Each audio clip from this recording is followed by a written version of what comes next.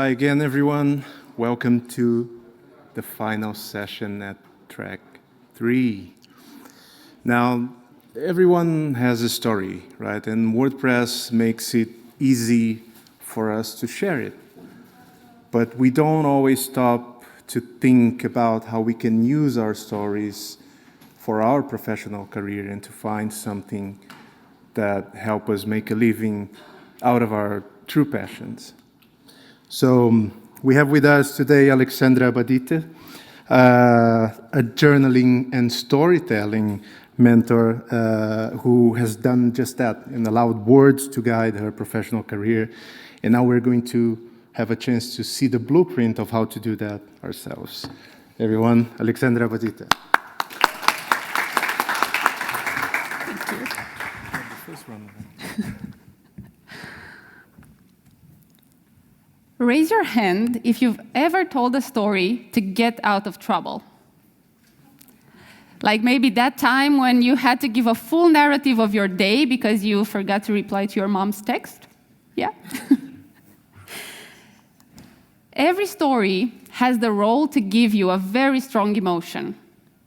And imagine if stories can get you out of trouble, what they can actually do for your brand and for your business. Whether they give you a strong feeling of love and compassion, whether they make you angry or frustrated, or even, hate the hero, the villain, it gives you that memorable feeling, and that way you remember what we're talking about.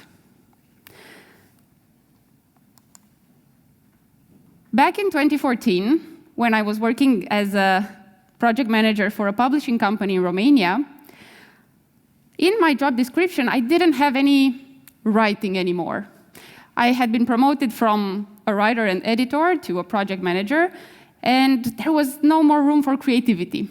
So I decided to start my first blog on WordPress.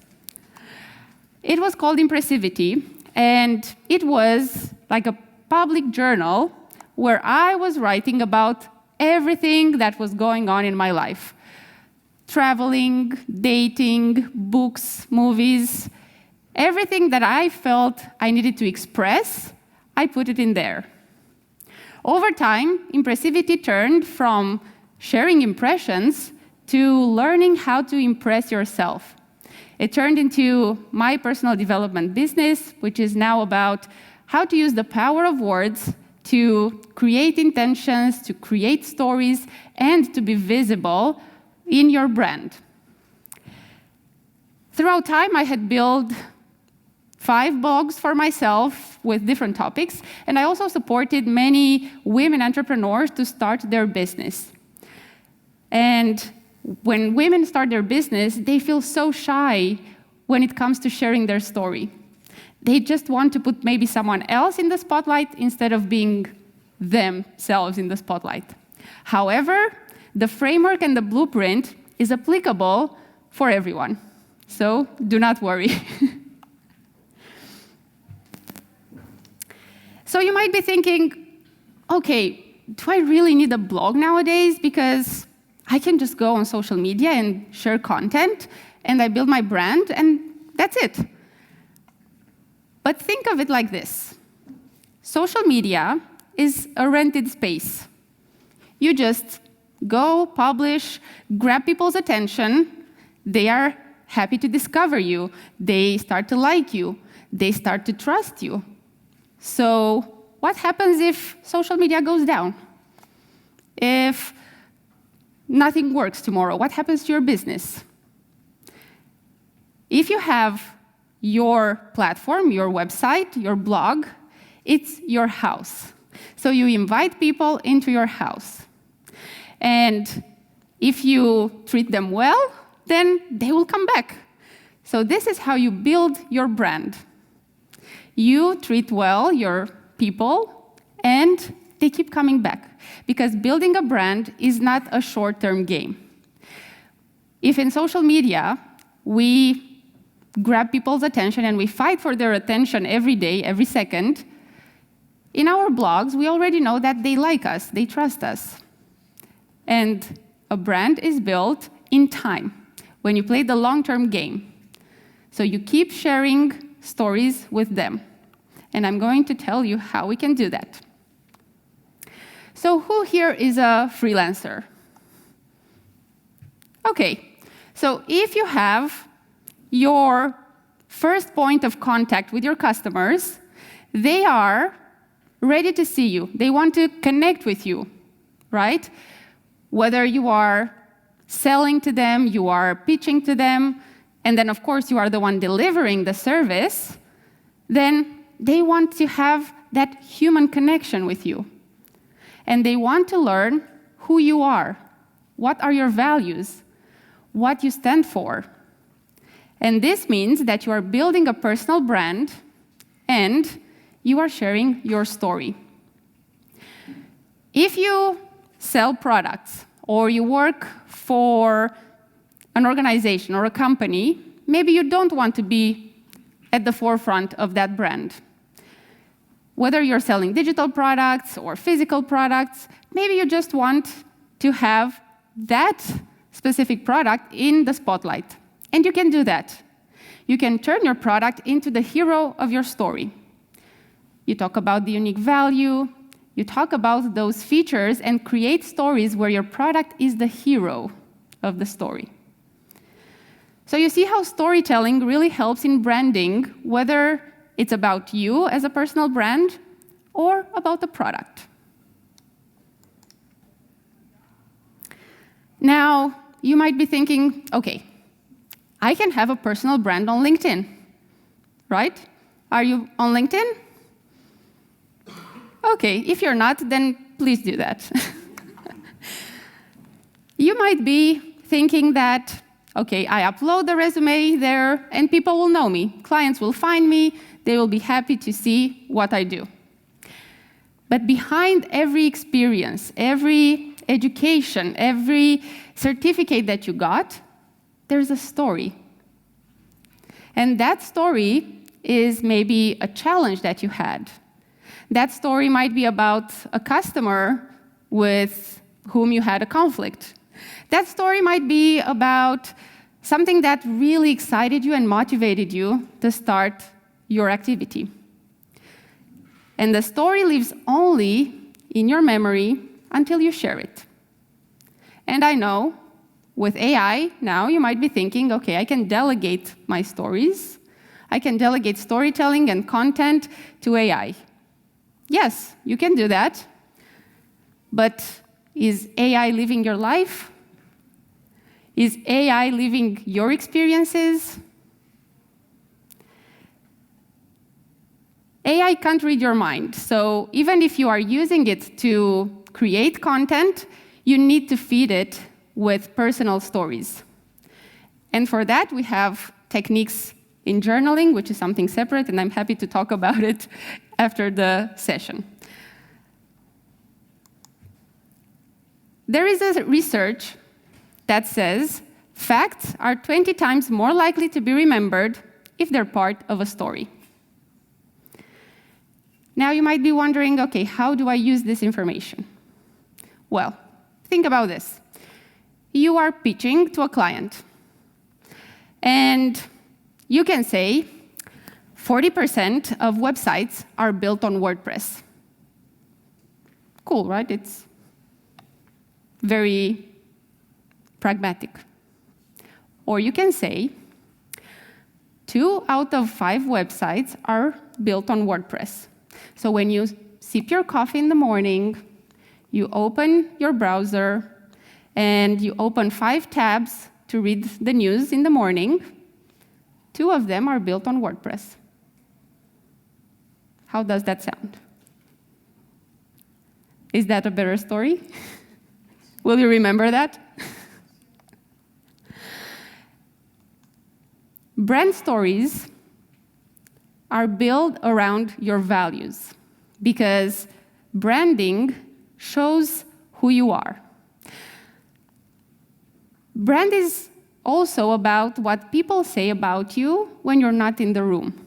It's your reputation.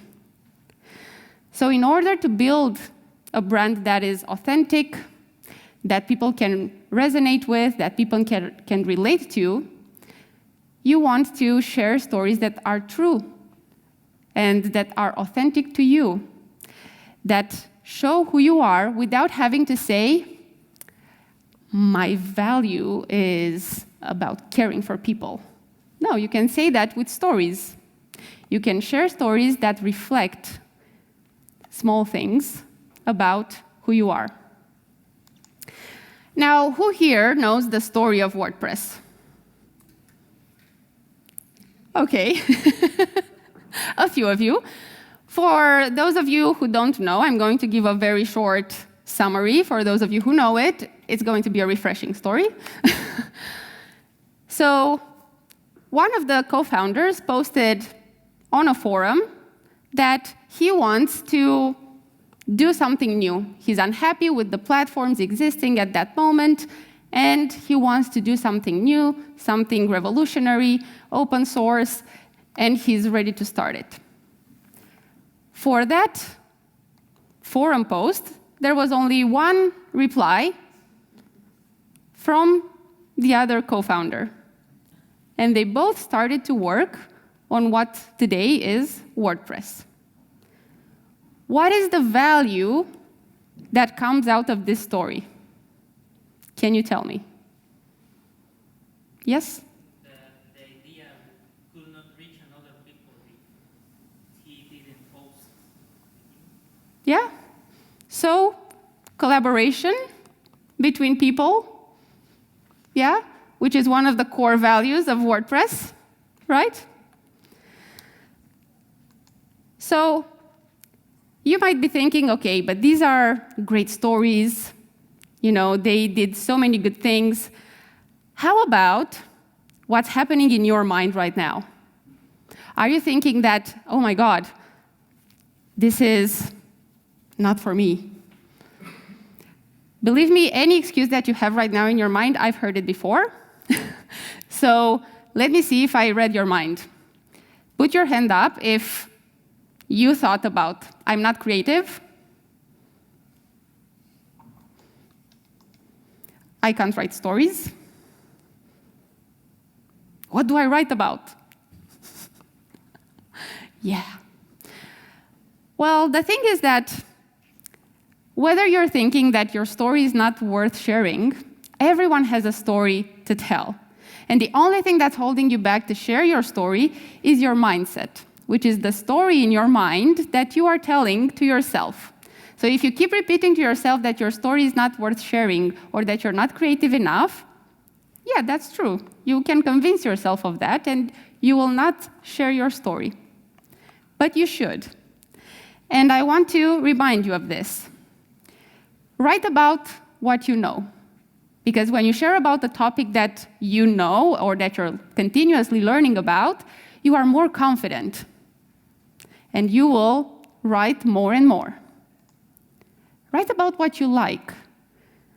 Because when you write about something that you really are enthusiastic about, you want to explain it even to your 4-year-old niece. You want to make sure that she understands. So you will make it simple. And just keep writing. Consistency is the best strategy. So even when you think that you don't have a story to share, just keep sharing stories. Okay, so I promised you a blueprint. Okay, are you ready to get it? Okay. So the first step is choosing your brand name. Now, if you are building a personal brand, then of course, you can go with your own name. You can buy a domain name and start building your WordPress website. Cool. If you want to be more creative, or maybe you want to build an agency or an organization, maybe you want to do a little bit of brainstorming and think about some other words. For me, in my case, when I started my blog, I wanted it to be unique and memorable. So I chose impressivity because it's not even a word that exists in the dictionary, but it really expresses what I wanted to share. Impressions. Did you know that the second most visited page on your website is the About Me page? Yep, I was very happy to hear about this because I thought I was the crazy person who goes and reads the story, professional habit. But it's very important to have your story on the About Me page. So, after you build your website, make sure that you create your brand story and you put it on the About Me page, because people will go there to find out who you are and what motivates you. When you keep sharing, you keep talking about your values and what is important for you, you are going to bring a community around you. People who resonate with your values are going to start following what you're saying, are going to start trusting, and they are going to want to work with you. So make sure that you create the like and trust factor so that people are going to come towards you. And when you do that, once they start to create that connection and you invite them into your home, right? Because they will be on social media, they will be in different spaces, they will start coming into your home, into your website. So you can start building an email list. Maybe you give a free resource. There are different ways to build an email list, or with a newsletter where you share more stories. But make sure that you have that for your brand, because it gives that continuity. And keep sharing valuable content. Storytelling is not meant to sell all the time. Storytelling is about creating that connection with your audience, with your community, and is there to give emotion, to bridge the gap between you as the entrepreneur or the service delivery person, the freelancer, and the customer. It's bridging the gap. Do you know what these things are? Starfish. Okay. Let me tell you a story.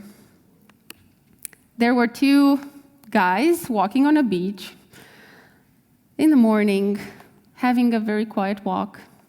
And all of a sudden, they get to this point on the beach where there are so many starfish laying on the ground. And one of them picks one up, looks at it, and throws it in the water. Then picks another one and throws it in the water.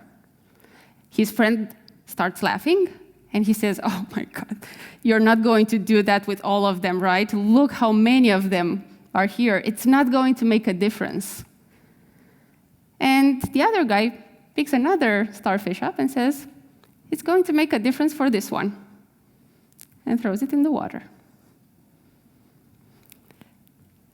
When you are creating stories, think about who you are impacting.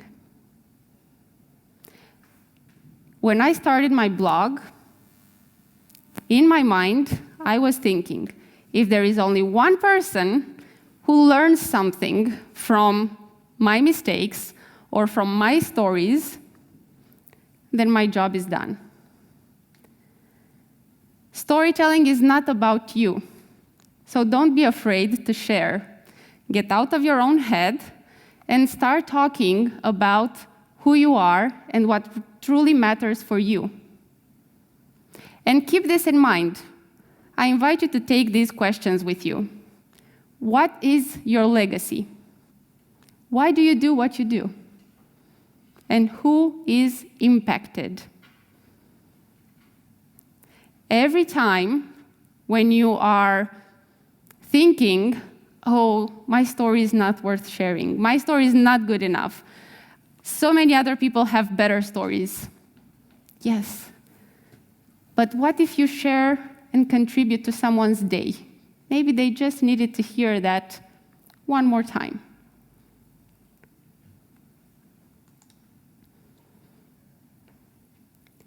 This quote from Maya Angelou says that people will forget what you said, people will forget what you did, but people will never forget how you made them feel. With storytelling, is not about choosing the perfect words, choosing the best structure, choosing the most beautiful story. It's about the connection that you are creating with your audience so that they remember how they felt when they read your story.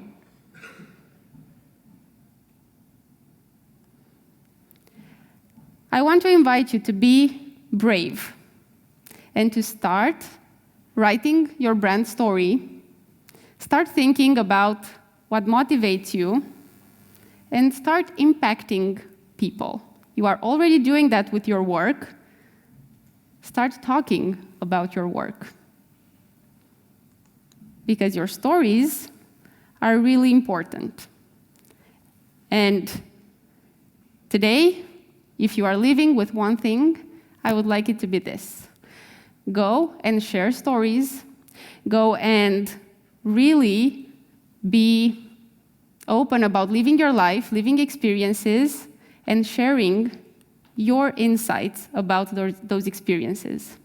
Because this is how you transform your story into a powerful brand.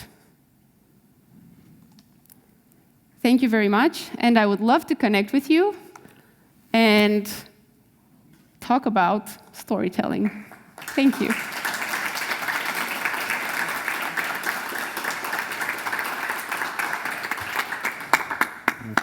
Thank you, Alessandra. Do we have any questions from the audience?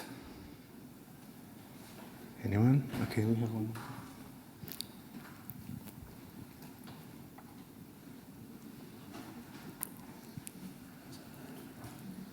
Very nice talk, by the way. Thank you. I really enjoyed it. I would like to know, for all your posts, I just looked you up and you're on many different channels and everything. Do you do all of it yourself, or do you also have an assistant that helps you to cut things, or like, do you have help? Do you get this done on your own? I'm a one-woman show. Okay, gotcha. Do you think an assistant would be helpful to free up time of your day? I like to repurpose content. So, for instance, when I have one story, then I transform it from blog to audio to video to reels to all the channels.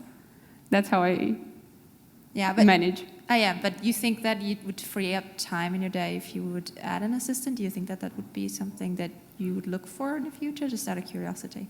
Because I don't know where to fit it into my day. Yeah, I mean, maybe. For me, content is one of the top things on my list, creating content. But definitely one day I would maybe delegate it, but not the storytelling part.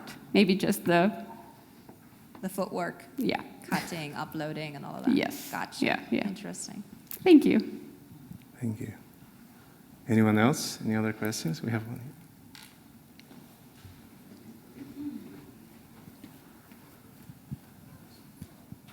Hello, thank you for this inspiring talk. Thank you. So I have a question, because I love storytelling very much, but sometimes I see it on LinkedIn or on newsletters that people kind of overdo it, and they use everything and then they try to transport it back somehow to their business, or, you know? Mm-hmm. So what would be your advice to find a balance there? Yeah, that's a really good question, because storytelling, of course, when you link it to your brand, it needs to link back to why it's relevant for people to read it. So I would say that any story that you share in a newsletter or in any channel needs to somehow link to either an insight or a lesson, something that connects to your brand or your business. It doesn't have to sell something, but it needs to create that connection. So this means that you have to know your audience really, really well. You have to have that avatar, that ideal client avatar, and you know how to communicate to them. And this way you know which stories to choose, what to share, in which way, and then, of course, at the end, link it back. For me, for instance, I talk about journaling and how important it is to keep a journal. So most stories have a link back to that. But they are not meant to sell. It doesn't have to go to a CTA with selling. But it links back to, hey, I stand for journaling, so this is why it's important. Okay, thank you so much. Thank you. We have one over there.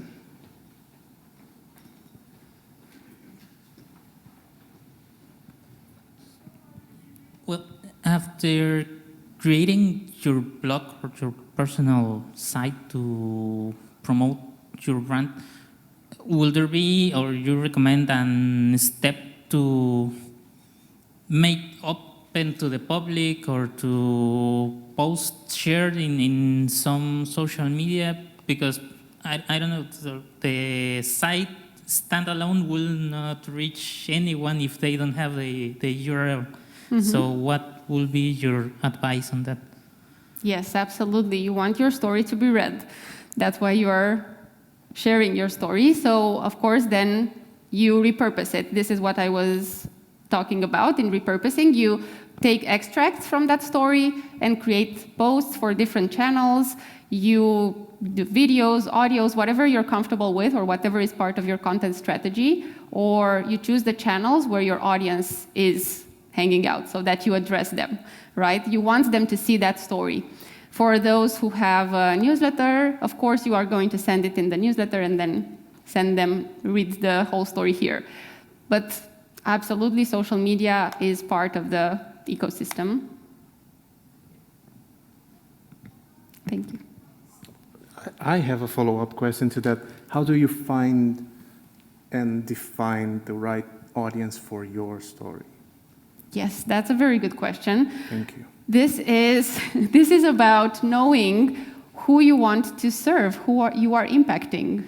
Again, it goes back to who is the person that you want to work with, the customer that you want to work with, and who you are best serving, because it's where they're going to be hanging out, on which social platform.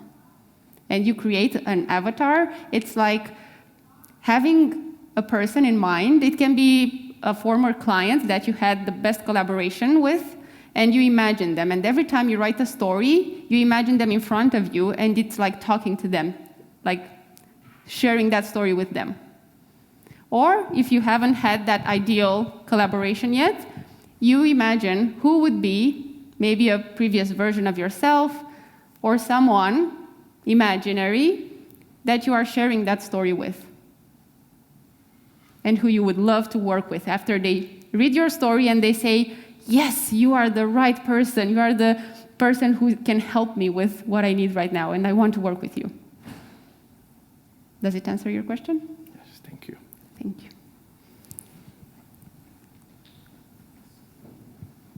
Hello, thank you for your talk. I wanted to talk a bit more about the profile of the people you're writing to. In my case, for example, I'm a developer, so I kind of talk to customers who are not technical, but sometimes I also want to, just do how to do breadcrumbs correctly for SEO, stuff like that. How would you advise to gather to multiple audiences? Would you just do like one focus on client and forget the developers, basically, or what would you do, I guess? Yeah, thank you. Who is your favorite category to work with? The people that pay me, I would say. Fair point. So you can talk directly to their bank account manager, right? So this goes mostly to who are the people who have the money to pay you, the people who know. You want maintenance of their website, they are developers, or do you want people who are out of the industry and you want to educate them with your stories? So maybe having different channels for different customers as well. Type of people, like blog posts or technical on my site, and more LinkedIn posts. Sorry if I'm asking too many questions. I would say that the best way is to talk to people normally without using technical, because if you start sharing technical stories, people who don't understand the language will go away. Yeah.